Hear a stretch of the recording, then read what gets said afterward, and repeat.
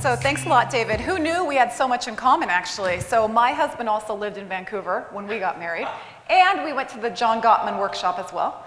But I need to catch up with you and do the careercation. Did you do it in 10 days, though? You guys get it? No, we dated for a year and a half. 10 days I can't even fathom. But thanks so much. I really look forward to speaking with you about probably my favorite topic ever, culture. I really feel like culture makes a huge difference. How many of you have heard the quote, "Culture eats strategy for breakfast"? Most of you. We think it was Peter Drucker. We don't really know. I think pretty much every kind of quote like this either goes to Peter Drucker or Simon Sinek, so I don't know. But this is a good one. And I actually really saw this quote come to life when I was at Microsoft. I was there over 18 years in 10 different jobs, living in London, living in Seattle. And when Satya Nadella came into as CEO, it was a big transition, going from Steve Ballmer to Satya, moving really from a knower culture to a learner culture. And Satya did often say this quote, and not only did he say it, but what's much more important for a leader to do is act it. And he put strategy at the first and foremost in terms of what he talked about and what he invested in, and the culture evolution that Microsoft saw. So that was a really, really great journey to be on at Microsoft. And as you know, strategy is what you do, and it's really important to have clarity on what you're working toward, your aspirational goals. But culture is how you do it, and the behaviors you live every day. And that all, as you know, leads to employee engagement, and why we're all here, to have the ideal employee engagement. So that was a great journey. It was the hardest thing I've ever done, was to choose to leave Microsoft. But I did it because F5 is a really great company, actually just down the road, 5 minutes away, that is also embarking on a significant cultural transformation, a business transformation and a culture transformation. And working with Francois, the new CEO, has been one of the highlights of my career, because he, like Satya, puts culture at the top of his agenda. And I think that's really important for a CEO to do. So I'm going to share a little bit about what it's been like. I've been there almost 8 months now, not a long time. But the nice thing with the small company is you can move and act quite quickly. So I'll walk you through some of that journey. We'll see how this clicker goes. Oh, good. Okay, great. So I'm sure how many of you have heard this quote? So people will forget what you said, people will forget what you did, but they will never forget how you made them feel. Few of you, not as many actually. Oh, okay, more now. Now that you're being honest, good. Maya Angelou, I really like that quote. And I do feel like culture and how you live and how you behave every day is the feeling that employees get. And that's really important. People will leave based on a culture, based on how managers act. It's of utmost importance. And now what I want to do is walk you through what we did at F5 to really change the culture. So first of all, partnering with the CEO, he had done a tremendous amount of thinking on what he wanted the culture to be. He's been at F5 just over a year now, and he had done great thinking and worked with his leadership team. And when I came in, I said I really would love to engage with employees from around the world, not only in our engagement surveys, but more in global focus groups in a virtual manner, and really increase kind of the two-way feedback mechanism that we have, and take their feedback on what we're thinking around what the culture could be.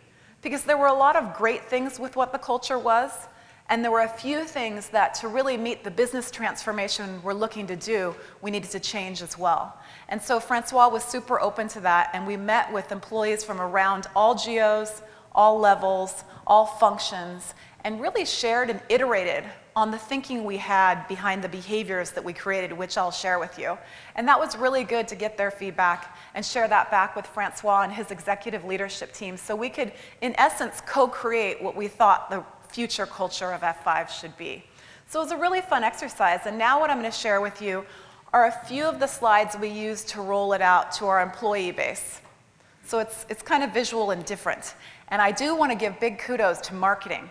I love it when HR and marketing partner together. It's not HR in a vacuum or in a silo, but we're so much better together. So they're responsible more for the creative behind this. But we stepped back and we said, every culture is really a dynamic ecosystem brought to life by the choices and actions of its inhabitants. Because everything in the network's connected, these actions really determine the integrity of the whole system and its ability to thrive, or frankly, not to thrive. And then we kind of zoned in from there. I think your slides are one off. Oh, they are? Yeah. There we go. That's better? Okay, good. Thank you. I didn't see those. Okay, so we're an ecosystem of diverse yet, so here, let's make sure you saw that. Of diverse yet interconnected individuals.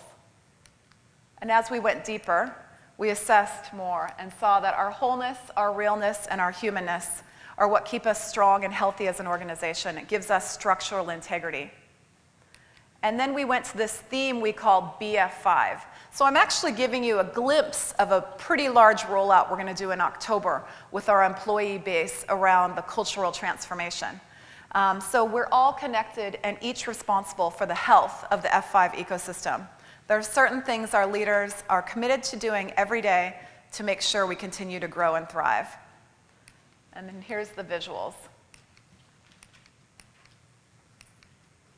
And here's where we landed.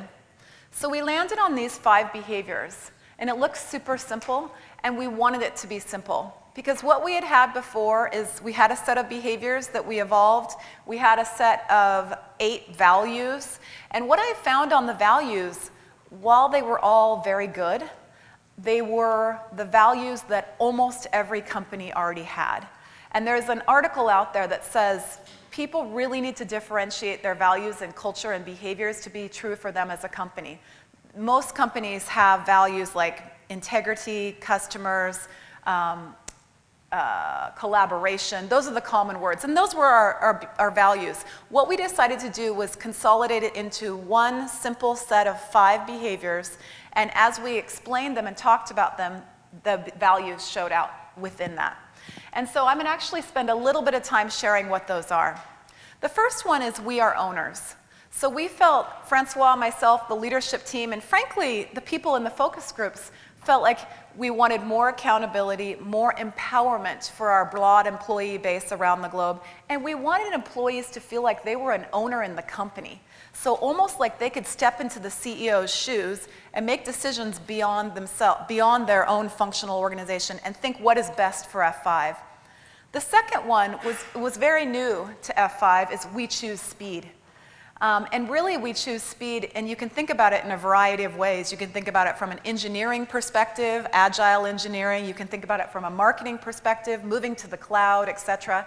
But we wanted to iterate, learn. If you fail, that's okay. Fail fast, learn, share those learnings, and move on. And take some risks and some bets. And be thoughtful, but still choose speed. Because we're on a quick journey to really accelerate to the cloud. And I won't take you into all the technical aspects of that, but it was an important behavior for us. And the third one's very near and dear in my own heart, is that we create a more diverse and inclusive F5. Diversity and inclusion can make a huge difference. Obviously, in the company performance, in the innovation, in the energy, there's so many studies on this. And unfortunately, some companies focus on only one side of that equation. They focus only on diversity, but you need inclusion. And so we are really trying to ensure our culture is as inclusive as possible through a lot of different mechanisms. And we obsess over customers' needs. This is central to all we do. I just had an EBC, a customer briefing earlier this morning, and talking about how important customers are for us and how we're evolving to a new set of customers, actually, more in the cloud. Because we were a hardware company for over 20 years, and we're much more of a software, virtual, and then cloud company. So it's a huge transformation for us.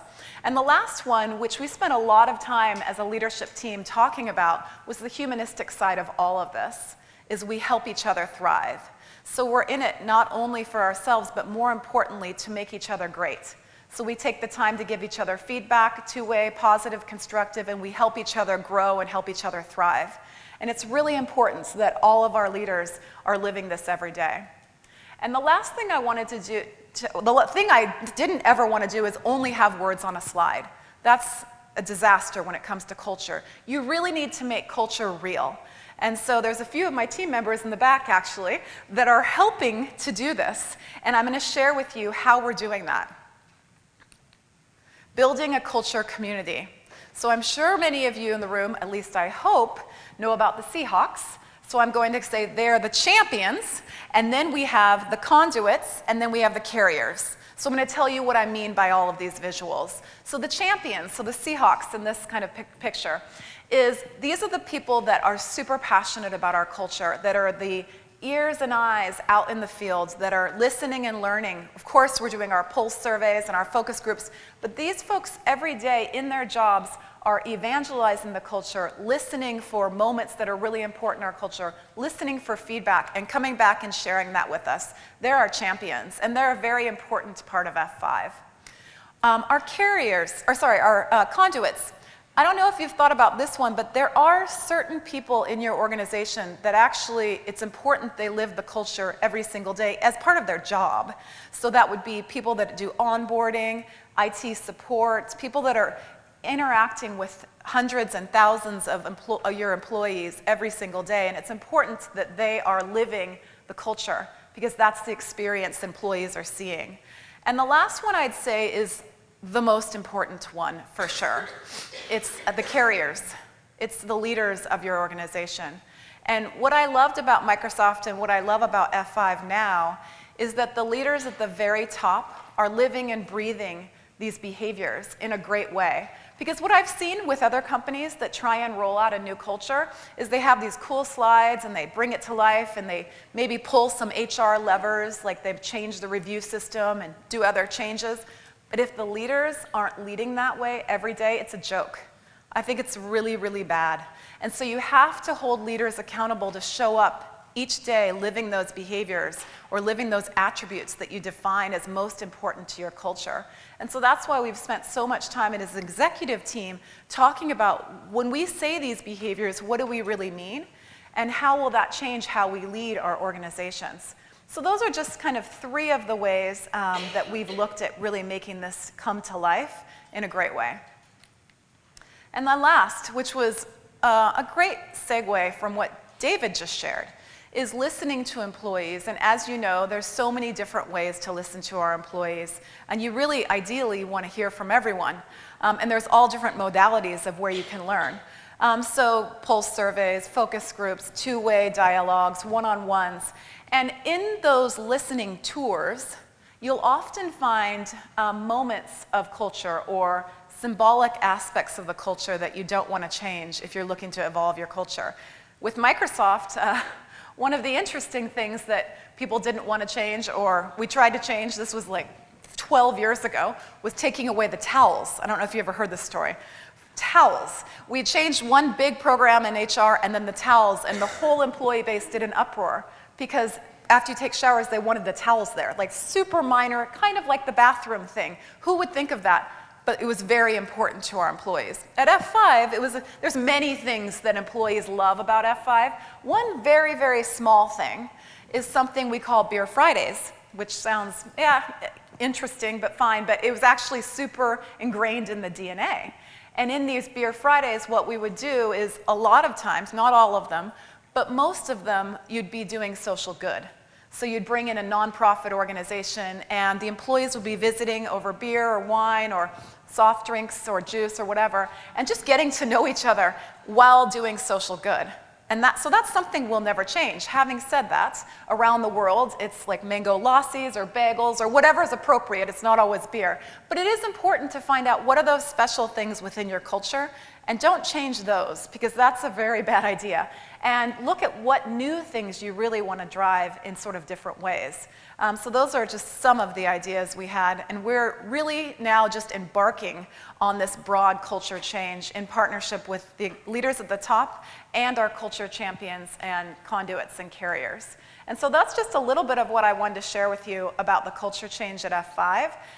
And of course, the other thing I'd say is, as you listen to employees, similar to what David said earlier, you need to make sure you're going to take action on what they do, because nothing is more frustrating to employees than continually giving feedback in a pulse survey or a poll survey and not seeing any change based on the feedback they've given. And I totally agree with what you said around you need to celebrate the wins, call out the wins, say that you heard people, and continue that two-way dialogue. It's a journey, and you need to share that. And you also, there's a saying, I don't know exactly what it is, but if you want to know what a person really values, look at their checkbook. So also, as a company, you want to make sure that you're aligning some of your spend to the feedback that you're getting. So you ensure that you can actually take action on that feedback and frankly live the culture. Because a lot of times when you do culture change, you think of typical things for HR. Of course, we thought of all of these right away. You change the performance reviews to align to those behaviors. You do change the way you do informal and formal recognition. You change the way you do hiring. So you change the question base that you asked your employees. And then you want to look actually, based on those changes, are people actually changing their behaviors? So when a hiring manager does an interview and it's a rock star person from a technical perspective, but then they hear, once they do their referrals or their reference checking, that there's behavioral issues, are they going to care based on the culture of helping each other thrive and creating a more inclusive company? What kind of decision will they make? That's when you can really tell if your culture is making a difference, watching the decisions leaders make. And so the other thing I would say is there's so many things you can do from an HR programmatic perspective, but it's super important, and I'm sure you've all thought of this, to think about in the business every single day, what are you doing? And I was fortunate enough to have a call early this morning with an engineering leader and a marketing leader talking about really cool new products we have coming down in our roadmap. And I was very happy to hear as they were explaining how they were leading the agile engineering, the grouping of pods that they have to ensure collaboration across, to encourage that they're both encouraging their teams to iterate in an agile way, fail fast if you fail, share your learnings from failure, and get better continually. That agile engineering and that partnership with engineering and marketing in a very good way was, frankly, in my opinion, all of our 5 behaviors coming to life. So at the end of that meeting, I said, hey, we're going to do some cool new videos to roll out our culture in October. Would you two mind being part of that video? Because to me, that's much more powerful than me being up on stage saying, we've changed our performance reviews, we've changed this, we've changed all the HR things that we've changed, which are many. Rather also have the business leaders say, this is the way we're working, and here's the business impact of that new way of working. So those are a few of the stories I wanted to share with you, but I really wanted to spend more time, if I could, with Q&A. So I think it's more interesting to have a two-way dialogue than just me presenting to you. So I think we can turn it to Q&A. Great. So everyone, seeing the questions come through on Slido right now, you can vote them up, sli.do. But the first question we'll start with, Anna, is super popular, is what do you think are the attributes you would interview for a CEO when it comes to culture? Oh, for a CEO? Yes, for a CEO, because you talked about carriers are the most important, starting from the top. So Yeah. I think this is where that question is coming from. So what would I ask a CEO? Yeah, what are the attributes you would interview for a CEO when it comes to culture? Well, I'm glad you asked, because I actually think they're pretty similar to this, especially the we are owners. Like, the CEO needs to really take accountability for the company results, but at the same time have that balance to empower his directs, or her directs, et cetera, all the way down. So I think that accountability and empowerment thing is very important. A CEO that doesn't put customers at the center of what they do, her or him, that's a big problem. So I would ask questions around how they've worked with customers in the past, what customer base is important. I would ask a series of customer questions. I would definitely ask that person's thought, that CEO's thought around diversity and inclusion, what it means to them, what stories do they have, how have they led where that's made a difference, what mistake have they made, and how did that change their leadership? Those would be a few questions I would ask. And the fifth one, I won't touch on all of them, but what's important to me is how that CEO, whether she or he, how have they made a difference in other people's lives? And I'd love for them to share that at all levels of an organization. Because frankly, I don't have a lot of patience for a CEO that's super hierarchical. and only talks about leaders at the top. I want to know how that CEO has changed lives of a college hire or an earlier in career or a mid-level manager. I want to know that the CEO cares, that they care more than business, that they care about people. So those would be a few. Great. Well, this one just rocketed to the top, and it keeps changing. Oh, it's like cool. Ding, ding, ding, ding, like going to Vegas, and you're actually winning a slot. Is how has your team tackled resistance to your culture change? Great question. Okay, so what we did, one thing we did was those global focus groups, and we wanted to understand what the resistance was, because otherwise we were speculating. And one area of resistance we found was on we choose speed. They're like, really? Like, that seems stupid. Some people would say, okay, what about integrity? What about compliance? My answer back to them of integrity and compliance are the most important thing. We have to be smart. We have to be thoughtful. You don't choose speed just to choose speed. You know, so we had to explain that. We got a lot of resistance, just mostly on that one. And what we decided to do was create the guiding principle you see at the bottom here. And what that is, it's small font, sorry, but first and foremost, we will do the right thing for each other, our customers, shareholders, community, and the world. And that trumps all of the 5 behaviors. So you always must do the right thing. And frankly, adding that guiding principle helped a lot with any level of resistance that we saw. And besides that, we had really positive feedback. And it seemed to resonate with people, both people that have been here for 22 years and people that had joined a week ago. They really liked the 5 behaviors, but the one that we did counter resistance was we choose speed. Yeah. All right. Great. And don't eliminate the Beer Fridays, right? Yeah, that too. Which we were happy to not eliminate. So another one that's really popular is how much participation did you let your employees have when it comes to your process at F5? The process in terms I'm of assuming it's culture? the change that you did. Yeah. So I think in the beginning, Francois, the CEO, had done some level of rollout, mostly, I think, with his executive leaders, and the next click down. So all VPs and above had iterated. And then when I came in, I used a little bit of courage to say, I know you kind of rolled this out already. Do you mind if we go to all employees and do a little bit of crowdsourcing to get broader feedback? And so that was the process change we made once I came in. And that's when we started to evolve these just slightly, not in a huge way since Francois had started, but that process mostly was around the global focus groups and, of course, our engagement survey that we did. Those were the 2 areas. And in the focus groups, we did a level playing field.